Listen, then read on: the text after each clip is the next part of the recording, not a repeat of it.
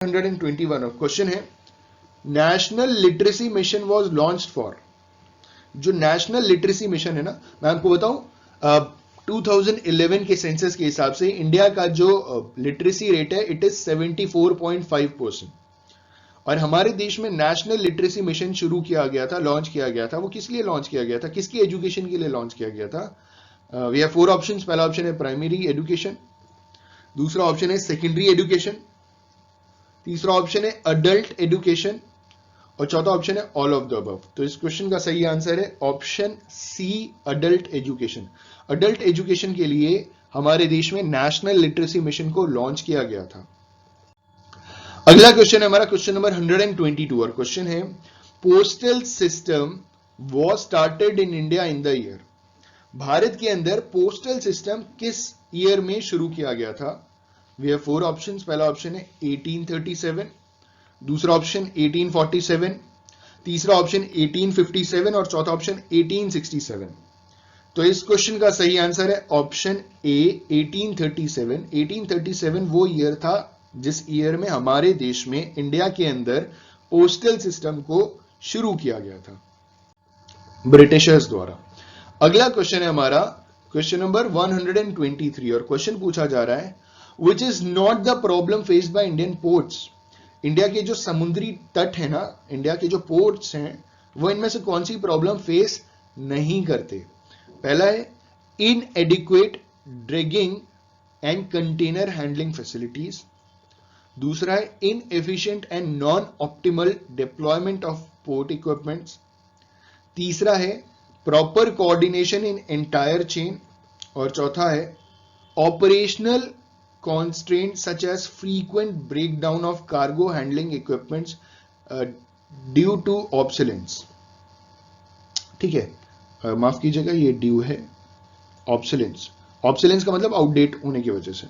इस क्वेश्चन का सही आंसर है option C, proper coordination in entire chain की प्रॉब्लम इंडिया के पोर्ट्स फेस नहीं करते, बाकी सारी प्रॉब्लम फेस करते हैं। ठीक है, तो इस क्वेश्चन का सही आंसर है ऑप्शन सी। अगला क्वेश्चन है क्वेश्चन नंबर 124 और क्वेश्चन है GRT स्टैंड्स फॉर। अगेन ये पोर्ट से रिलेटेड है, समुद्र के जो तट हैं वहां इंपोर्ट और एक्सपोर्ट जो है ना उससे रिलेटेड है। इसमें सवाल पूछा गया है कि GRT का फुल फॉर्म बताइए।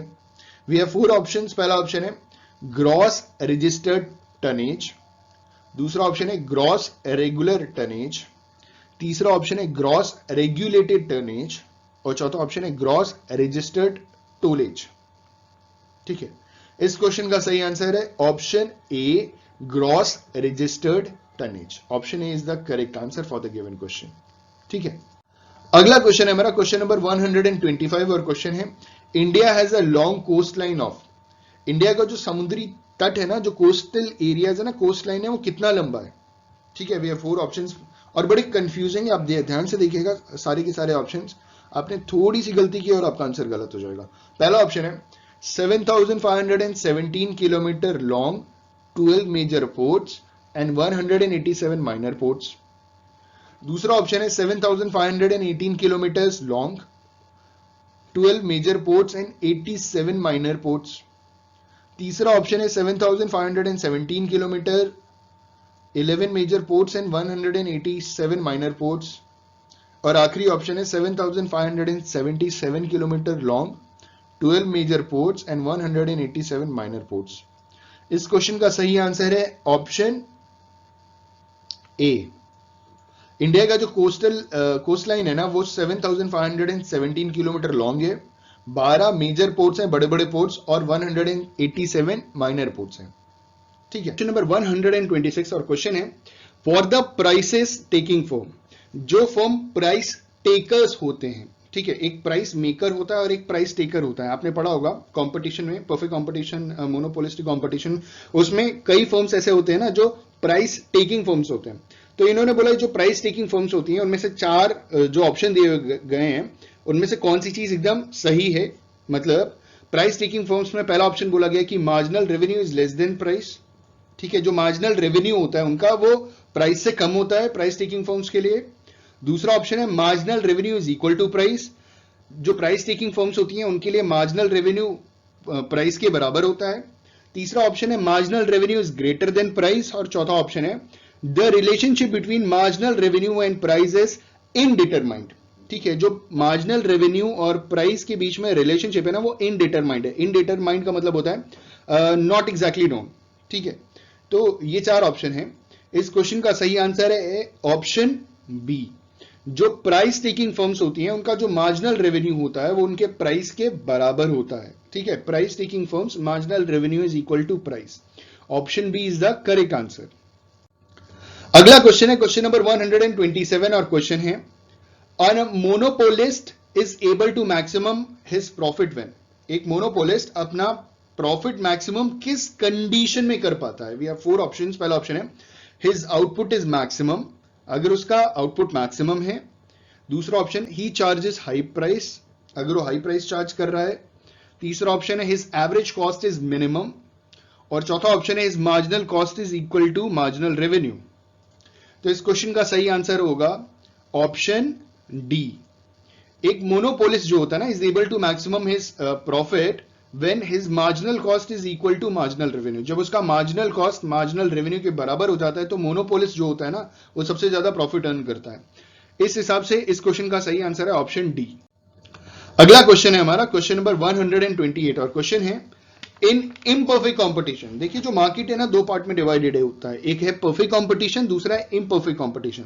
परफेक्ट कॉम्पिटिशन इकलौता है जो एक हिसाब से बेंचमार्क है, जो रियलिटी में एग्जिस्ट नहीं करता, जिसके बेसिस के ऊपर हम इम्परफेक्ट कॉम्पिटिशन को ब्रीफ करते हैं। मतलब इम्परफेक्ट कॉम्पिटिशन में क्या आता है, मोनोपोलिस्टिक हो गया, ओलिगोपोली हो गया, ठीक है, उसके बाद मोनोपोली हो गया, ये सारी के सारे इम्परफेक्ट हैं। इन्होंने बोला इम्परफेक्ट कॉम्पिटिशन में क्या चीजें होती हैं। We have four options. पहला ऑप्शन है एक्सेस कैपेसिटी ऑलवेज एग्जिस्ट। दूसरा ऑप्शन है एक्सेस कैपेसिटी नेवर एग्जिस्ट। तीसरा ऑप्शन है एक्सेस कैपेसिटी मे और मे नॉट एग्जिस्ट, और चौथा ऑप्शन है नन ऑफ द अबव। तो इस क्वेश्चन का सही आंसर है in perfect competition access capacity always exist. In perfect competition में एक्सेस कैपेसिटी है, मतलब न्यू एंट्री हो सकती है फर्म की। हमारे जो कस्टमर्स हैं, लार्ज नंबर ऑफ कस्टमर्स हो सकते हैं। आपने देखा होगा इम्परफेक्ट कंपटीशन में मोनोपोली को छोड़कर, मोनोपोली में क्या है कि रिस्ट्रिक्शन है एंट्री के लिए, अगर वो रिस्ट्रिक्शन नहीं होता तो वहां पे भी फ्री एंट्री हो जाती है। जब फ्री एंट्री जहां होती है इम्परफेक्ट कंपटीशन में, लार्ज नंबर ऑफ बायर्स हैं, लार्ज नंबर ऑफ सेलर्स हैं, ठीक है, इम्परफेक्ट कंपटीशन में जिस जिस जगह, इसका मतलब क्या है कि वहां पे एक्सेस कैपेसिटी एग्जिस्ट कर रही है, मतलब डिमांड ज्यादा है, ठीक है, कंपटीशन ज्यादा है। तो इस हिसाब से ऑप्शन ए सही जवाब है इस क्वेश्चन का। अगला है क्वेश्चन नंबर 129 और क्वेश्चन है a higher indifference curve shows. Higher indifference curve क्या शो करता है? We have four options. पहला option a higher level of satisfaction, दूसरा option a higher level of production, तीसरा option a higher level of income, और चौथा option none of the above. तो इस क्वेश्चन का सही आंसर है option A a higher level of satisfaction. जो इंडिफरेंस कर्व होता है ना, जो हायर इंडिफरेंस कर्व होता है वो हायर लेवल ऑफ सेटिस्फैक्शन हमेशा शो करता है। इस क्वेश्चन का सही आंसर है option A a higher indifference curve shows a higher level of satisfaction. अगला क्वेश्चन है क्वेश्चन नंबर 130 और क्वेश्चन है in fiscal deficit we add borrowing and other liabilities to the. Fiscal deficit में हम borrowing और बाकी की लायबिलिटीज किस में ऐड करते हैं? ठीक है, वी हैव फोर ऑप्शंस। पहला ऑप्शन है प्राइमरी डेफिसिट में ऐड करते हैं, दूसरा ऑप्शन है कैपिटल डेफिसिट में ऐड करते हैं, तीसरा ऑप्शन है बजट डेफिसिट में ऐड करते हैं, चौथा ऑप्शन है मनी डेफिसिट में ऐड करते हैं। तो इस क्वेश्चन का सही आंसर होगा option number C budget deficit. Fiscal deficit में क्या होता है कि जो बजट डेफिसिट होता है ना उसमें एडिशनल बोरोइंग और बाकी की लायबिलिटीज, अदर लायबिलिटीज ऐड कर ली जाती है।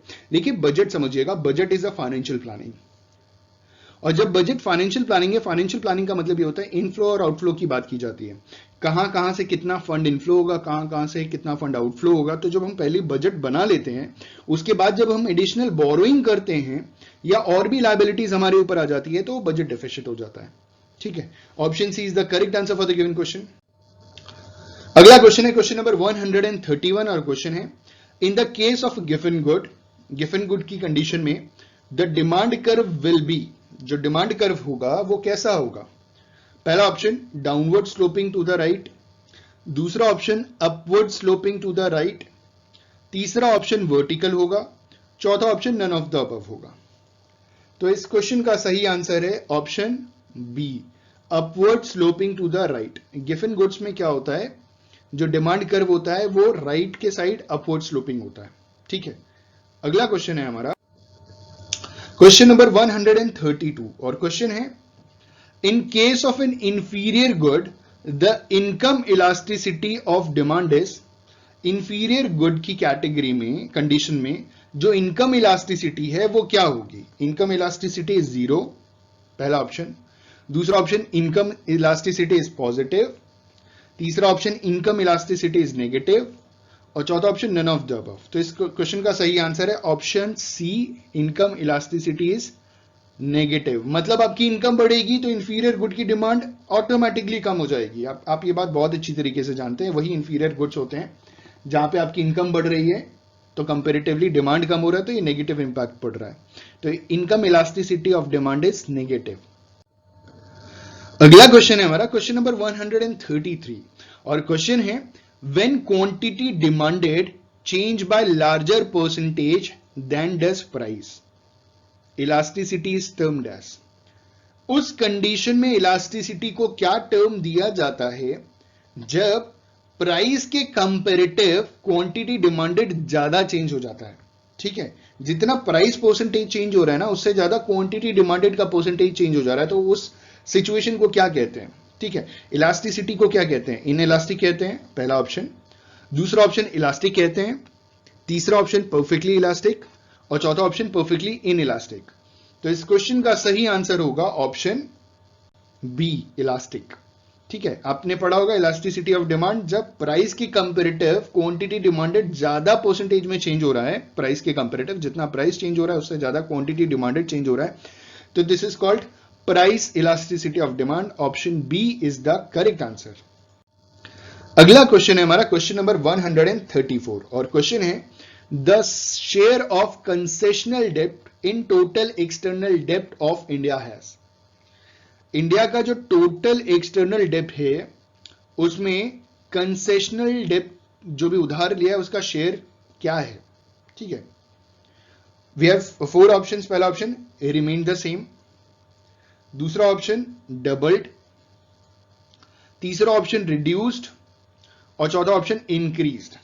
तो इस क्वेश्चन का सही आंसर है ऑप्शन सी, रिड्यूस्ड। इसका मतलब क्या है कि हमने जितना भी एक्सटर्नल डेप्ट लिया है, उधार लिया है इंटरनेशनल मॉनेटरी फंड या बड़े बड़े और वर्ल्ड बैंक से जो भी हम उधार पैसा लेते हैं, उसमें जो कंसेशनल डेप्ट है जिसमें हमको कंसेशन मिलता है, ज्यादा इंटरेस्ट नहीं पे करना पड़ता, इस टाइप के जो डेप्ट हमने ले रखे हैं ना उसका जो शेयर है ना वो घटा है कुछ सालों में। ठीक है, डिक्रीज हुआ है। अगला क्वेश्चन है हमारा क्वेश्चन नंबर 135 और क्वेश्चन है the indices of taxes refers to. जो टैक्सेस का इंडाइसेस है वो किस चीज को रेफर करता है। ठीक है, वी हैव 4 ऑप्शंस। पहला option the level and rate of taxation, दूसरा option who ultimately bears the money burden of the tax, तीसरा option the growth of taxation और last the way in which a tax is collected. तो इस question का सही answer है option B, who ultimately bears the money burden of tax. The indices of taxes refers to who ultimately bears the money burden of tax. जो tax का burden, जो money burden है ना जिसको टैक्स पे करना है, उसके ऊपर टैक्स का इंडाइसेस पूरी तरीके से डिपेंड करता है। अगला क्वेश्चन है हमारा क्वेश्चन नंबर 136 और क्वेश्चन है marginal cost is defined as. अब मार्जिनल कॉस्ट की परिभाषा पूछ रहे हैं। We have 4 options. पहला ऑप्शन है the change in total cost due to 1 unit change in output, दूसरा option total cost divided by output, तीसरा option the change in output due to 1 unit change in an input और चौथा option total product divided by the quantity of input। तो इस question का सही answer है option A, marginal cost is defined as the change in total cost due to 1 unit change in output. Option A is the correct answer. उसे marginal cost consider करते हैं।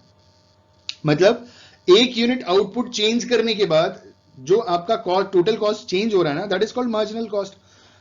10 units बनाने पे आपको 100 रुपीज खर्च हो रहा है, लेकिन 11th यूनिट बनाने पे आपका 105 रुपीज खर्च हो रहा है, तो टोटल कॉस्ट कितना चेंज हुआ? 5 rupees, that is your marginal cost. ठीक है, टोटल अब 11 यूनिट्स का कितना हो गया? 105, लेकिन लास्ट जो 11th यूनिट बनाया गया उसके लिए कितना खर्च करना पड़ा? 5 रुपीज, तो 5 rupees is your marginal cost. ठीक है, तो इस हिसाब से option A is the correct answer. अगला क्वेश्चन है हमारा क्वेश्चन नंबर 137, और क्वेश्चन है which is the other name that is given by the long run average cost curve?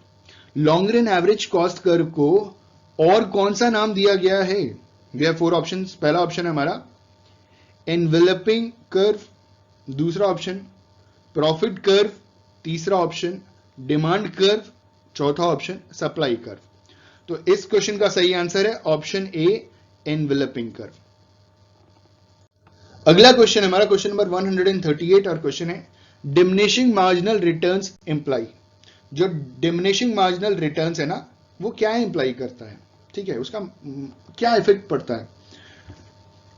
तो वी हैव 4 ऑप्शंस। पहला ऑप्शन है डिक्रीजिंग एवरेज वेरिएबल कॉस्ट, दूसरा option decreasing marginal cost, तीसरा option increasing marginal cost, और चौथा decreasing average fix cost.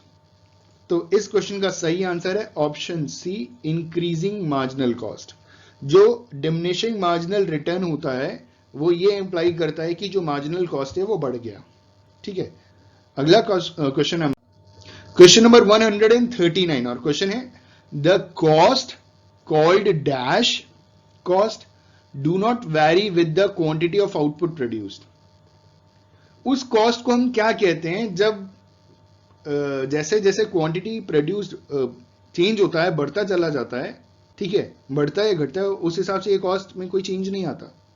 Do not vary, the cost called dash cost do not vary with the quantity of output produced. This is our question. We have 4 options. पहला option उसे fix cost कहते हैं, दूसरा option variable cost कहते हैं, तीसरा option revenue cost कहते हैं, चौथा ऑप्शन टोटल कॉस्ट कहते हैं। तो इस क्वेश्चन का सही आंसर है ऑप्शन ए, फिक्स कॉस्ट। फिक्स कॉस्ट वो कॉस्ट होती है जो आपकी आउटपुट की क्वांटिटी से वैरी नहीं करती। मतलब अगर आप 1 यूनिट बनाएंगे तो भी फिक्स कॉस्ट वही है, 1000 यूनिट बनाएंगे तो भी आपका फिक्स कॉस्ट वही। फिक्स कॉस्ट वैरी नहीं करता। ठीक है, तो इस क्वेश्चन का सही आंसर है ऑप्शन ए, फिक्स कॉस्ट। अगला क्वेश्चन, क्वेश्चन नंबर 140, और क्वेश्चन है total revenue divided by quantity sold called. जो टोटल रेवेन्यू है उसे जब हम डिवाइड करते हैं, जो भी टोटल क्वांटिटी सोल्ड है ना, जो भी हमने सामान बेचा है उसको टोटल रेवेन्यू से जब हम डिवाइड करते हैं तो क्या आता है हमारा? ठीक है, वी हैव 4 ऑप्शंस। पहला ऑप्शन है रेवेन्यू आता है, दूसरा ऑप्शन है एवरेज रेवेन्यू आता है, तीसरा ऑप्शन है टोटल रेवेन्यू आता है, और चौथा ऑप्शन है नन ऑफ दीज। तो इस क्वेश्चन का सही आंसर है ऑप्शन बी, एवरेज रेवेन्यू है। Total revenue divided by quantity sold called average revenue.